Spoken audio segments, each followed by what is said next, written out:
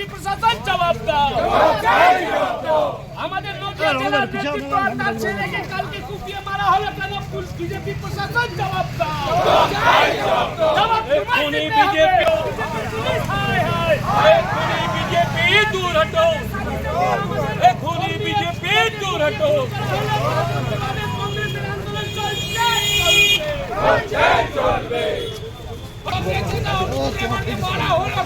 আর একটু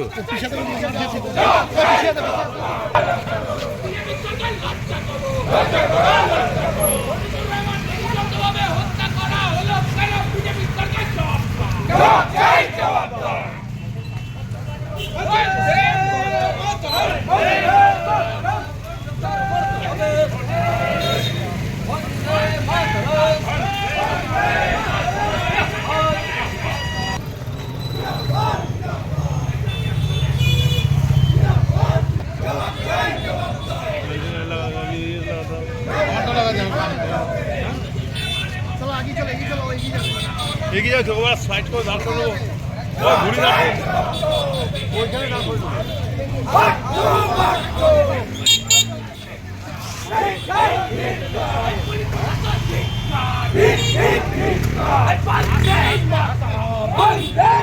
দেখতে পেলাম কি কারণে দাদা? দেখুন, গতকাল রাতে জানেন নদিয়াতে আমাদের একজন জাতীয় কংগ্রেসের নেতা, যিনি দীর্ঘদিন ওখানে পঞ্চায়েতেরও দায়িত্ব ছিলেন, সে রাত্রেবেলা যখন ঘর যাচ্ছে তার ছেলেকে নিয়ে বাইকে করে, তখন পিছন থেকে বিজেপির দুষ্কৃতীরা তাকে হামলা করে এবং বাপ বেটা দুজনাকে ওখানে গুলি করে বোম মেরে তাকে হত্যা করে।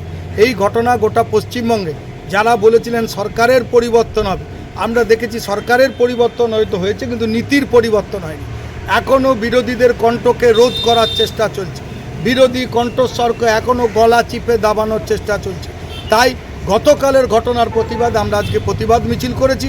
এমনি আমরা চাই অবিলম্বে যারা এই ঘটনার দোষী ব্যক্তি তাদের চিহ্নিত করে কঠোর থেকে কঠোরতম শাস্তির আমরা দাবি জানাই। তৃণমূলের সময় যেটা হতো সেটা কি বিজেপির সময়? একই ঘটনা। আজকে তৃণমূলের লোকরাই তো বিজেপিতে জার্সি বদল করে ওয়াশিং মেশিনে ঢুকেছে। আজকে এমএলএ এমপি দেখতে পাচ্ছেন না, তৃণমূলের সব বিজেপিতে বকলমে নেতা হচ্ছে, সব বি টিমে পরিণত হয়েছে এবং কেউ কেউ ডাইরেক্ট এ টিমে হয়েছে। স্বভাবতই সরকার পরিবর্তন হয়েছে কিন্তু তাদের নীতি আদর্শের কোনো পরিবর্তন হয়।